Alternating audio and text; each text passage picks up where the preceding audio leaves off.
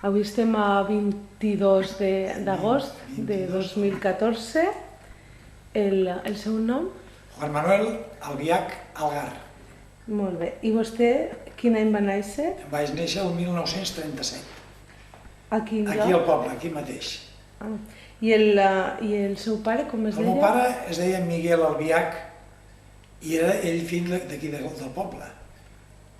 I la meva mare era la filla del veterinari que hi havia en aquella època aquí, que es van conèixer, es van casar aquí i bueno, i va ser la meva mare. I com se deia? Josefina Algar. Aquí el veterinari llavors li deien la filla del Menescal. Claro. Claro. I aquells anys va estar aquí? Jo vaig néixer durant la guerra i llavors el meu pare, com que era ferroviari, vam passar a viure a Caspe. Vam estar uns anys a Caspe. I quants anys tindria vostè? Jo tindria, quan vaig marxar a Caspe, tindria, igual no tenia ni un any. Era molt petit. I a Caspe vaig estar fins als 2 anys o 3. Després de Caspe vam passar a viure a Valdepiles, un apeadero que hi havia al costat. Vam estar allà a Valdepiles, vam estar a prop de 2 anys. I després d'allà ja vam passar a Catalunya. El meu pare va demanar el destí a Catalunya i vam anar a un poble que es deia la Granada del Penedès, que està al costat de Vilafranca. I més o menys quina edat tenia vostè? Jo quan vaig anar allà tindria uns 6 anys més o menys. Molt bé. I la seva mare, el seu pare d'on eren? El meu pare era d'aquí del poble. No, el pare de la seva mare. El pare de la meva mare d'aquí de la província de Teruel. Vale. Un poble, em sembla que es deia Valjunquero. Ah, de Valjunquera? Sí.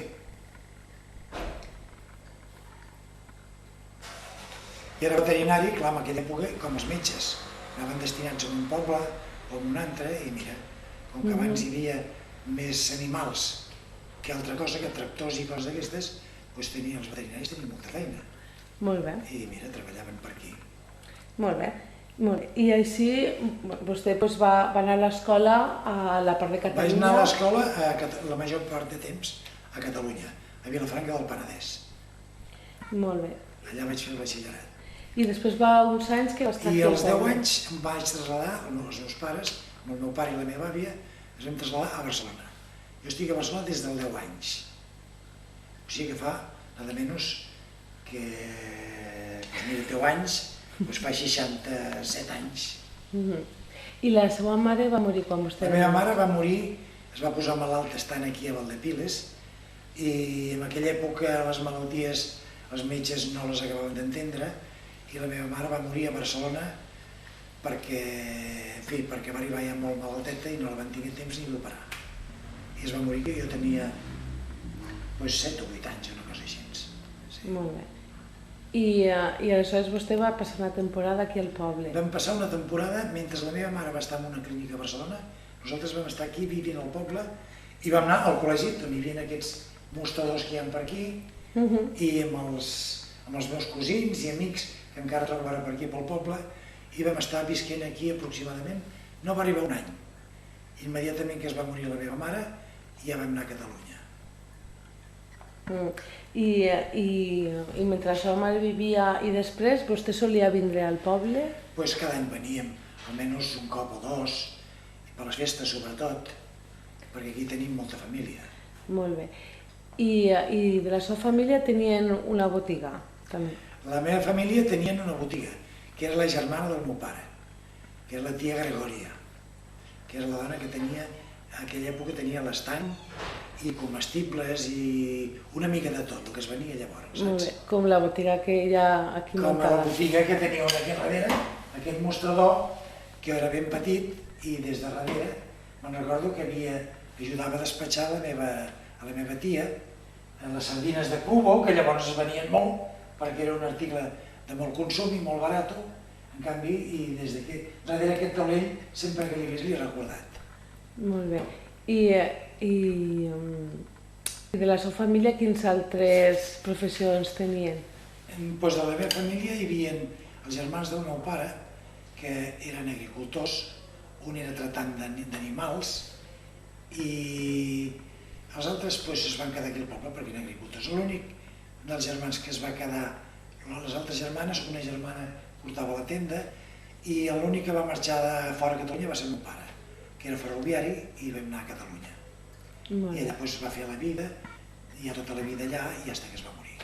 I vostè ha continuat sempre tornant al poble? Jo he continuat venint aquí al poble perquè m'ha criat a Anglaterra i aquí hem conservat la casa dels pares dels meus pares, o sigui dels meus avis, l'hem reformat i ara vinc tot sovint, perquè hi ha un tros de terra i m'entretinc aquí i m'ho passo de mar bé. Molt bé, i té així de records de la seva infantesa? Records de la meva infantesa, doncs només cal mirar el poble, veig les escoles, veig l'ermita, veig el portal, veig tot el que queda antic del poble, són records de la infància i molts amics. Molt bé, doncs a veure, ara... Queda prou, queda prou bé. S'ha allargat una mica, no? No, perfecte. No, espera, faig aquí pausa. Vale, perfecte. No, que ara el que vaig a fer és... Sí.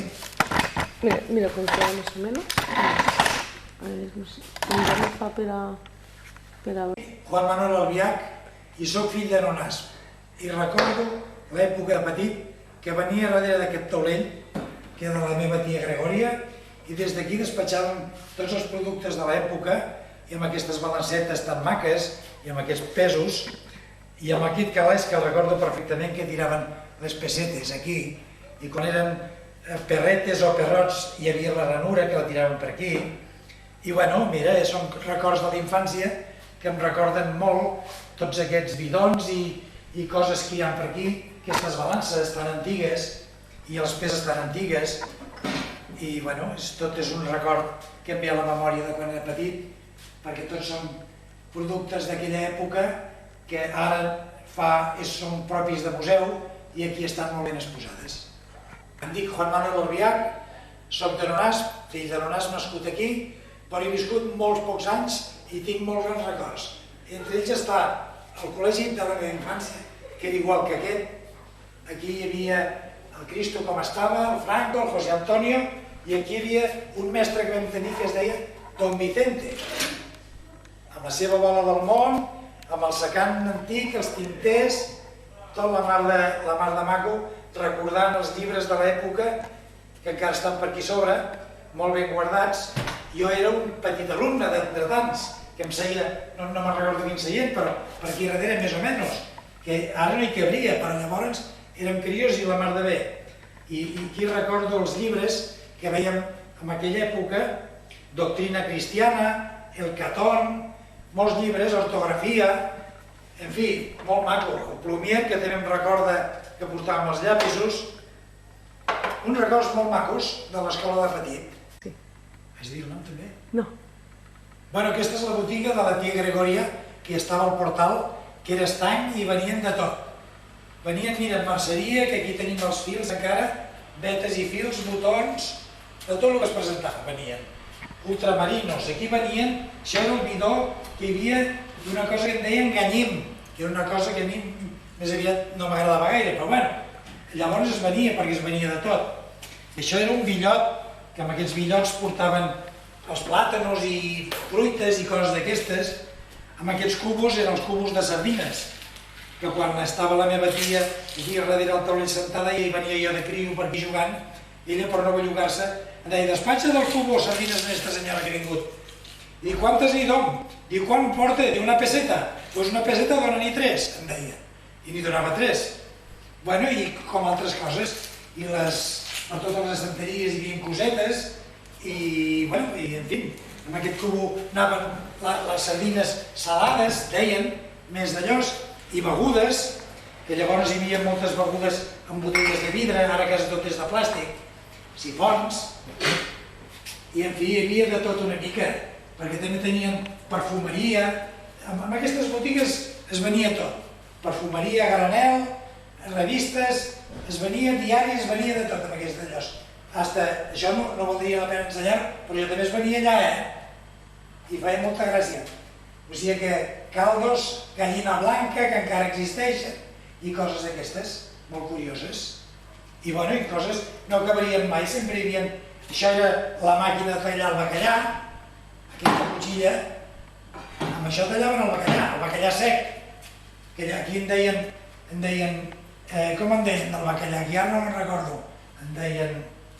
Abadejo. Abadejo, ara m'ho has recordat. Tallaven l'abadejo, amb aquesta màquina. I abans era una cosa que quasi només era pels pobres, i ara el famós abadejo, que és bacallà, ara és pels rics, perquè ara és molt car això. Bueno, i aquesta és una mica la història de la botiga de la tia Gregòria. I de les espardenyes... També venien espardenyes, sí senyor. Espardenyes de vetes, de cànem, que les portaven d'aquells pobles, i albarques, unes albarques que fetes de rodes de camió, que això duraven tota la vida, quasi bé, però a la gent llavors no se li feien duríssims els peus. Això durava tota la vida i tenies uns peus forts que podies caminar quasi per sobre del foc. Era una altra vida, era una altra cosa. Però bueno, també tenia el seu encant.